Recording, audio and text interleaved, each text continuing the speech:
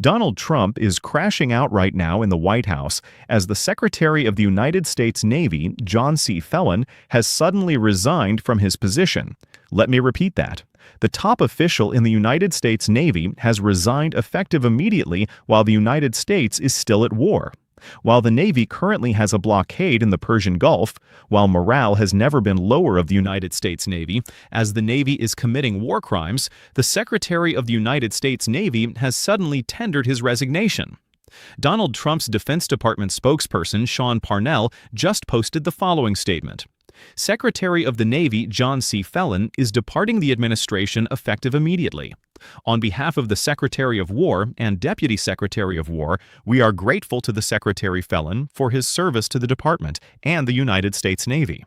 We wish him well in his future endeavors. Under Secretary Young Cow will become the acting Secretary of the United States Navy. Secretary of Navy John C. Fallon stepped down effective immediately. Now, this comes at the same time that Iran said they're refusing to show up in Islamabad, Pakistan, to have any further negotiations with Donald Trump regarding a ceasefire or anything until Donald Trump ends the naval blockade in the Persian Gulf, and unless and until Donald Trump agrees to the 10-point negotiating framework with Iran that Donald Trump previously said that he was agreeing to, and until Donald Trump stops threatening Iran with the United States Navy and with the United States military. So the fact that the top official in the United States Navy is resigning right now is really catastrophic. This is unprecedented, folks. And you'll recall our Navy has been stretched very thin, both in terms of their weapons. We know that it's been exhausted during this catastrophic and unlawful war with Iran. But if you look at some of the aircraft carriers, like the USS Gerald Ford, it's now been on active duty missions.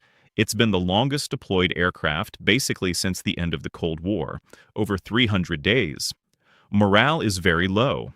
We've been hearing stories about the food being served on the USS Gerald Ford, the USS Tripoli, the USS Abraham Lincoln, barely feeding members of our incredible Navy. We learned about the USS Gerald Ford before the catastrophic war in Iran officially broke out. This $13 billion aircraft carrier had toilet bowls that didn't work. And so you had thousands of sailors swimming through raw sewage before the start of the catastrophic war in Iran, and it had to head to a port in order to get that fixed.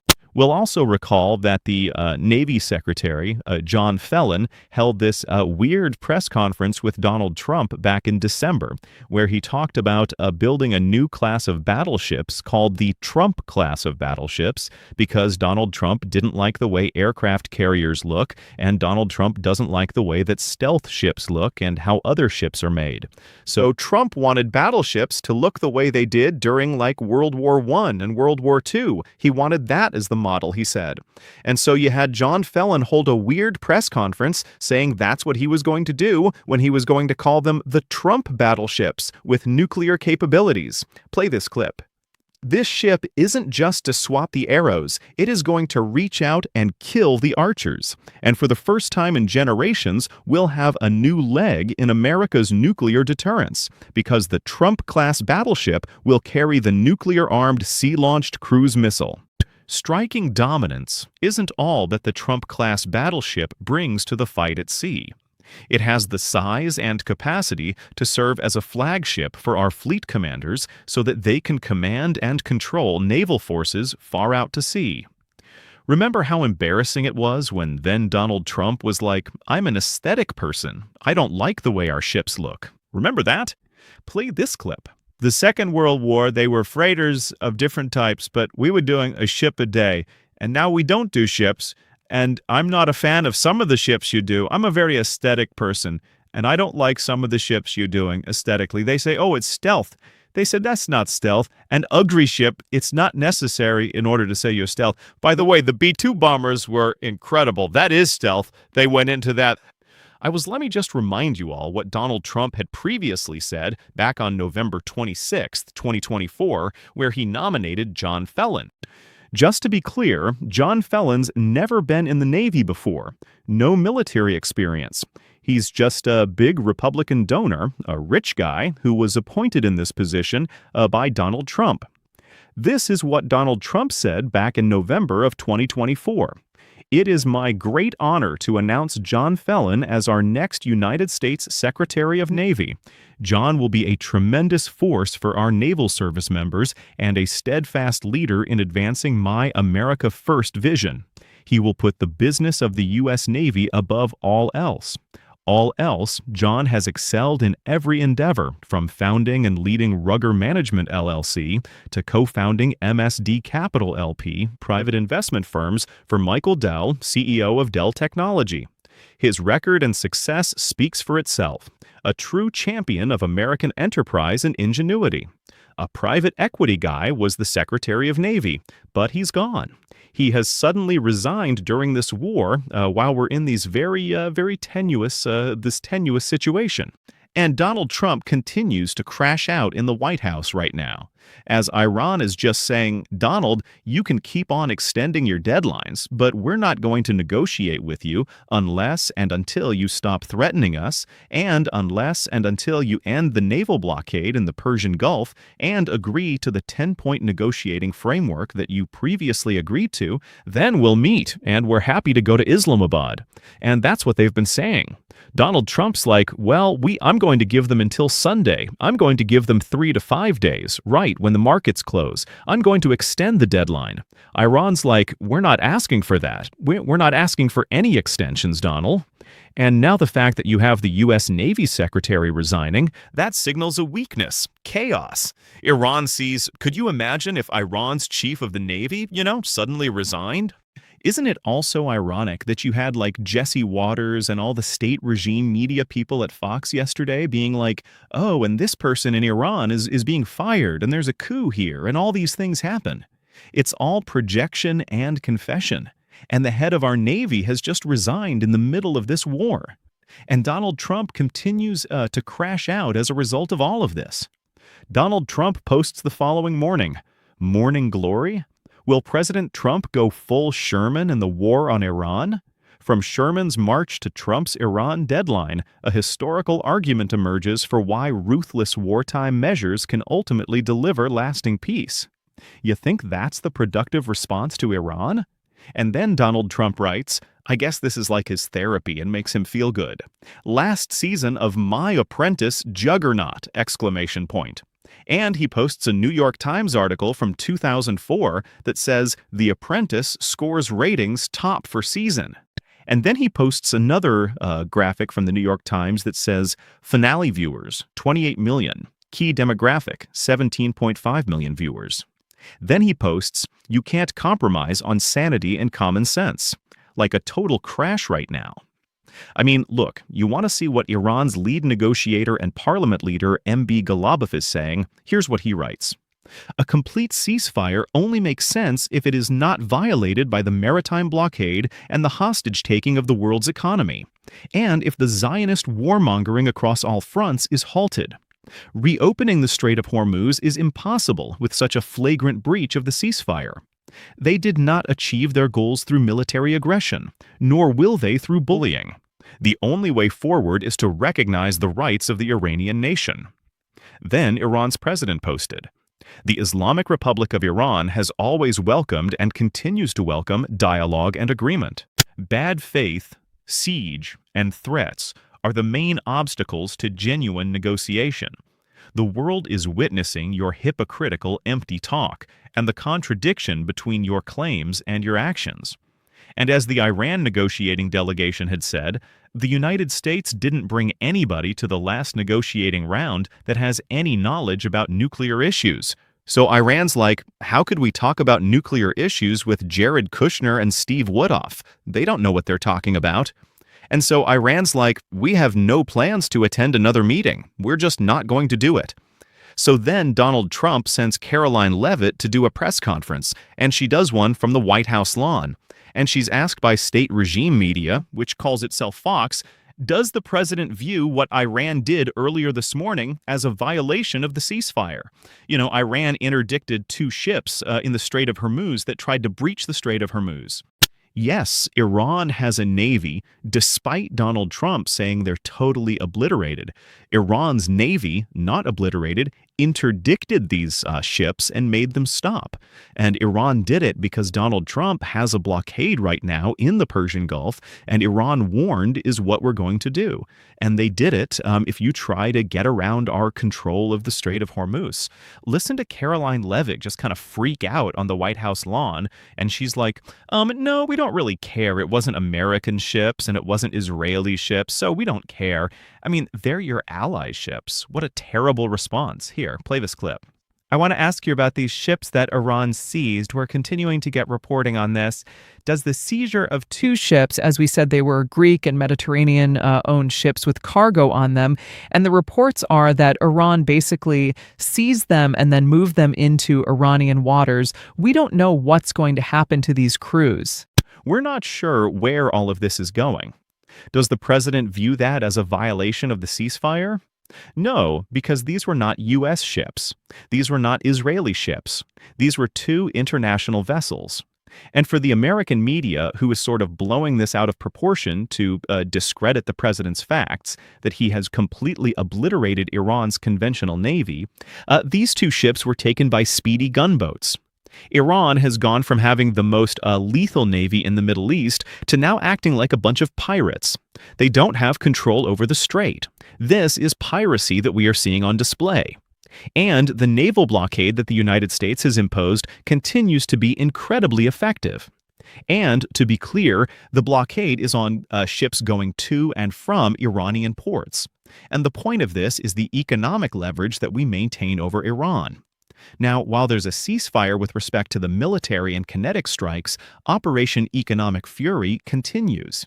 And the crux of that is this naval blockade. We are choking, they're choking their economy. We are strangling their main source of revenue. They can't pay their own people. They're losing $500 million every single day. Carr Island is completely full of oil because they can't transport it to and from. So the president, the cards are in his hands. The United States maintains control over this situation. He has all of the leverage. And again, that's why he's maintained a little bit of flexibility with the extension of the ceasefire as we await a unified response from the Iranians to the president's very clear proposal. And so next, Caroline Levitt and Donald Trump have been pushing the story, which is just not true, about how there were 8 beautiful Iranian women who are about to be executed by the regime. And it does seem that there are women who have been arrested, not executed, and they're going through a process there, which we can say is, a problem, sure. But we have to accurately report what's happening. It's not saving these women from execution. That's not what is happening. Let's just stick with the facts about what's actually happening, and then we could have a real kind of common sense conversation here. Play this clip. Well, first of all, Martha, only President Trump could save the lives of these 8 beautiful Iranian women who he has received direct word from the Iranian regime, or what's left of it, that their lives are going to be spared. And that comes as a result of President Trump asking them directly not to kill these young, beautiful women who certainly deserve a chance to continue living their lives freely and peacefully.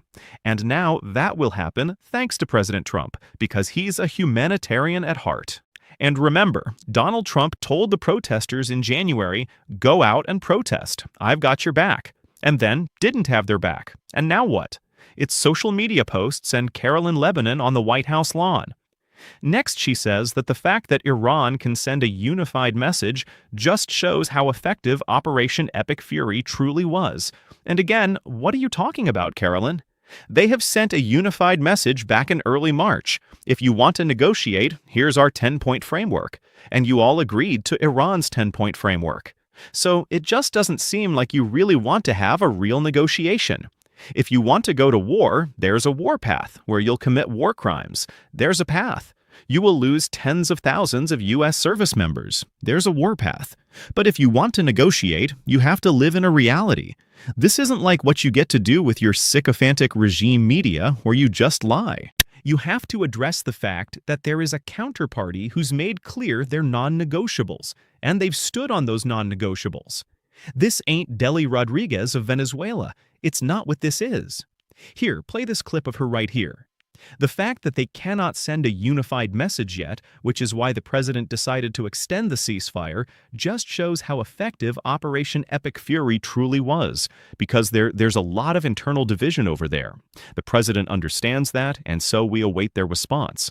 Yeah, they had one leader, one Ayatollah for 37 years who seemed to be able to keep a bit of a lid on all of these disparate groups, but that is sort of an open can of worms after his death in that operation on February 28th. So we'll see if they can get their act together. And then she's asked, well, what do you make of Iran just outright mocking you all? Like, they're mocking Donald Trump and all of those Lego videos and social media posts. They're mocking Donald Trump for setting deadlines. Then when the deadline approaches, Donald Trump extends the deadline and then makes up an excuse why he extends the deadline. Like, as the ceasefire was about to expire, he said Pakistan told me to do it because Iran needs to get the message from the Ayatollah. Iran's like, that's not true. And when you say that, Donald, when you lie and your counterparty knows that you're not telling the truth and you don't stand on your deadlines, they don't take you seriously. They take you like a clown, and they're making clown videos about you. You know how you used to say the world is laughing at them? The world, everybody's laughing at you? But unfortunately, it's more horrified. Iran's laughing at you, but former allies of the United States are horrified because this is causing real pain and suffering. Let's play this clip. So in the same day, the president said that he doesn't want to extend the ceasefire, and the bombs would start falling after the end of the ceasefire, and unilaterally, he declared that the ceasefire would be extended indefinitely. Iranian state media are openly mocking the President of the United States and say we didn't even request the extension of the ceasefire. What's the response from the President of the United States? The response is, you guys all see a lot of different messaging coming out of Iran, a lot of different rhetoric and language from them. I would caution you to take anything that they say at face value. What we've seen is that what they say publicly is much different than what they concede to the United States and our negotiating team privately. I've said that repeatedly to all of you in the news media, and you should take our word.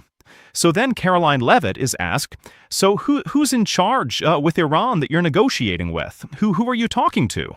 And her response is, we obviously know who we're negotiating with because we sat down with those individuals in person. Okay, so you're confirming that the negotiating team is Galaba. I just showed you his post. It is Foreign Minister Arachi. It is that team. It is that team of people.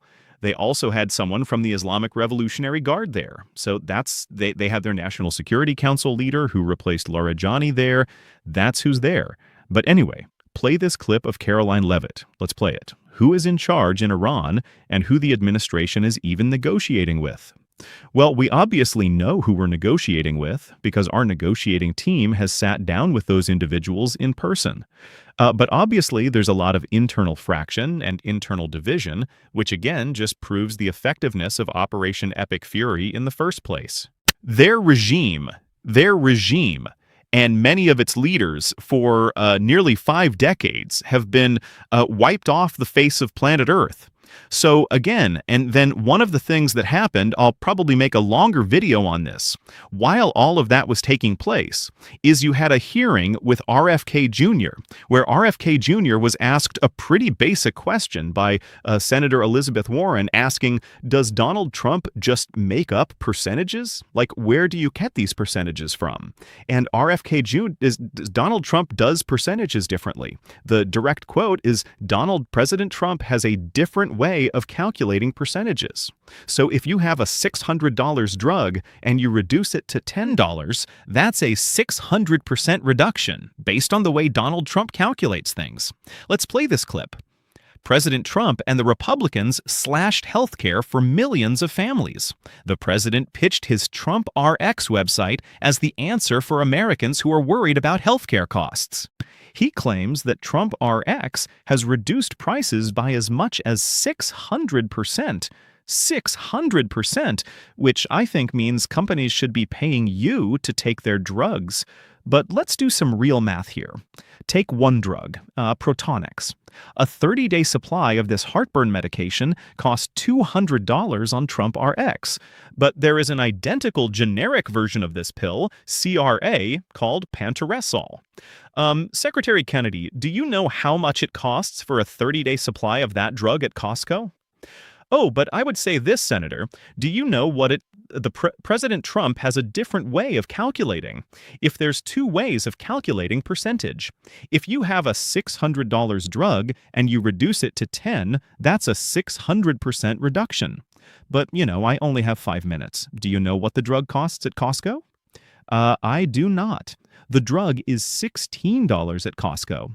Trump RX charges $200 for Protonix, and Costco charges $16. Let's do another one. And then finally, I should point out, is Donald Trump is, screaming and having a meltdown. One of the things we learned is that Donald Trump will now be bailing out Spirit Airlines. Apparently, the U.S. is going to take control of Spirit Airlines because that's what the communist Trump regime does right now, where the U.S. is going to own 90% of Spirit Airlines in a $500 million rescue plan. Okay, I'm sure that's going to work out well. That's where our taxpayer dollars are going. And Caroline Leavitt blames it all on Biden. Here's what she says. Let's play it. Caroline, another topic. There's been some reporting about a possible bailout for Spirit Airlines. Can you update us on those talks? Why does the administration think it's a good investment to buy into a bankrupt airline? Well, I understand the airline is bankrupt because the previous administration blocked the merger, which was probably not a wise move. Obviously, this is something the Commerce Department and the president are tracking. I don't have any updates or announcements, but the aviation industry is very important to this president and this White House. Millions of Americans depend on it. We want to see the best possible outcome, but I don't have any announcements. You have. Let me know what you all think. Hit subscribe. Let's get to 7 million subscribers. Thanks so much for watching. Want to stay plugged in? Become a subscriber to our Substack at MidasPlus.com. You'll get daily recaps from Ron Filofsky, ad-free episodes of our podcast, and more exclusive content only available at MidasPlus.com.